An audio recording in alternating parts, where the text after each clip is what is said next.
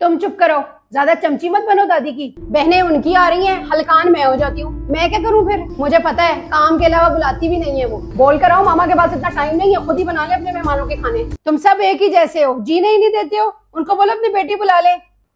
मामा, मामा,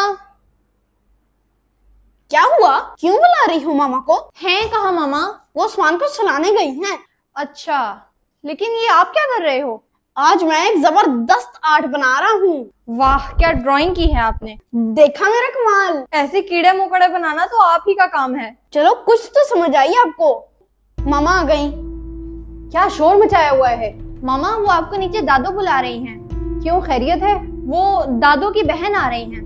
बहनें उनकी आ रही हैं, हलकान मैं हो जाती हूँ। मैं क्या करूँ फिर? मामा, उनको आपसे कोई काम है, आपको इसलिए बुला रही हैं। मुझे पता है काम के अलावा बुलाती भी नहीं है वो। तो मैं उनको कह देती हूँ कि मामा कह रही मैं नहीं आ रही। मेरे पास इतना टाइम नहीं होता तुम्हारी सफाई, पढ़ाई और खाने का इंतजाम। सोचना चाहिए उन्हें। बोल कर आओ मामा के पास इतना टाइम नहीं है, खुद ही बना ले अपने मेहमानों के खाने। लेकिन मामा। जो कहा है वो कह के आओ। जी मामा।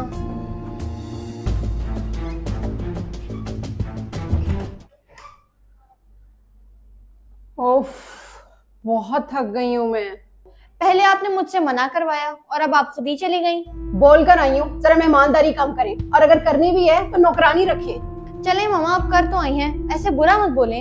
हमेशा ही करती हूँ, मेरे अपने काम खत्म नहीं होते, इतना सब कुछ कैसे संभालूं? जी वैसे आप कह तो ठीक रही हैं। अब फोन किसका आ गया? अम्मी का फोन। अस्सलाम वालेकुम अम्मी, कैसी हैं आप? मेरा हाल तो मत पूछें, बहुत थक गई हूँ।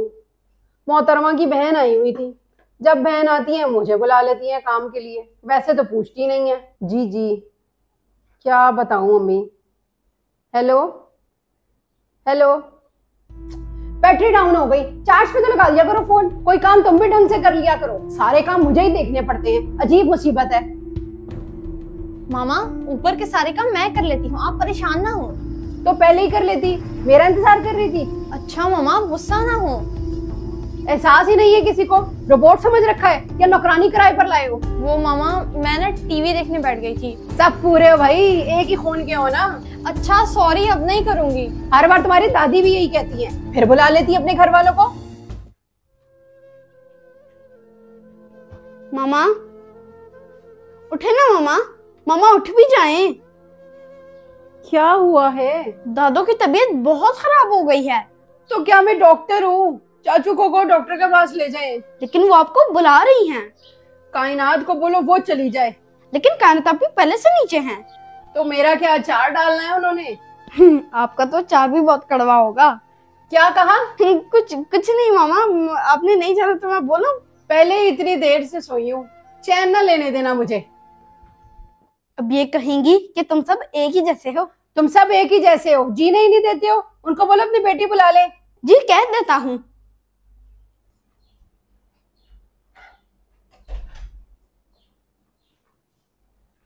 मामा, जरा खिचड़ी तो बना दे।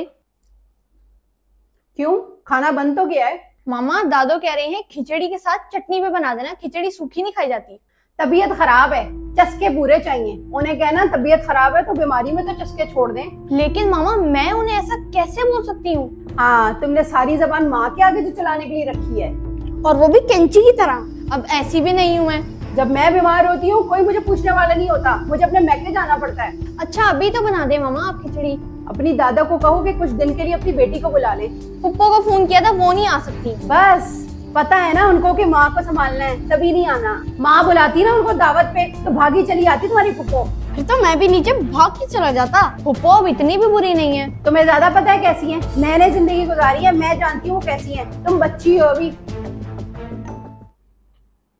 कांतापी, आपको पता है दादू ने ना पुप्पो के लिए 2 सूट लिए थे।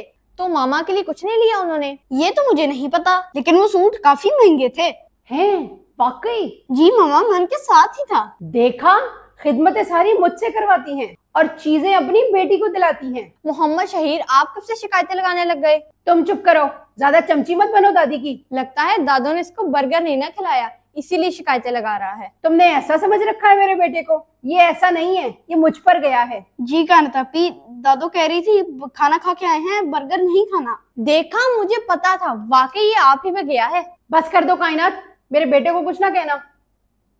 सास नाम है माँ का, लेकिन बदकिस्मती से हमारे मुआशरे में इस नाम को एक मनफी अंदाज दे दिया गया है, जबकि हकीकत ये है कि हर सास बुरी नहीं होती और हर बहू सही नहीं होती। सास की बातें और सख्त मिजाज ये सोचकर बर्दाश्त कर लिया करें कि वो आपके शौहर की जन्नत है। ये भी एक हकीकत है कि जहां बहुओं से ज्यादा अहमियत शादीशुदा बेटियों को दी जाए तो उस घर का माहौल खराब ही रहता है।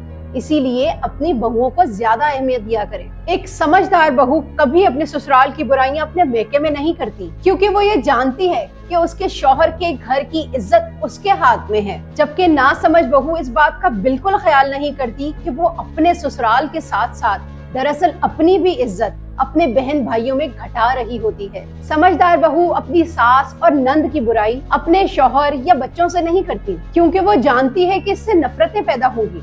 जबकि ना समझ बहू एक सेकंड नहीं लगाती, वो ये परवाह नहीं करती कि कल को इस बात का उसके बच्चों और शौहर पर कितना बुरा असर पड़ेगा। अपने ससुराल की बुराई मैके में करने से बचे, क्योंकि आपका असल घर आपका ससुराल ही है। कोई भी हो, वो आपकी बातें सिर्फ मजे लेने के लिए ही सुनेगा और आपको उल्टा सीधा मशवरा देकर आपका घर खराब करने की कोशिश करेगा।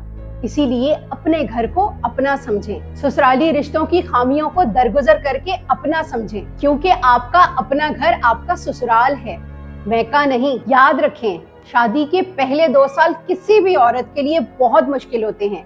अगर आप ये 2 साल समझदारी से गुजार लेती हैं तो आपकी इज्जत और एहतराम अपने ससुराल में सारी जिंदगी के लिए बढ़ जाती है। और सबसे ज्यादा इज्जत, मोहब्बत और एहतराम देने वाला कोई और नहीं बल्कि आपका अपना शौहर होता है।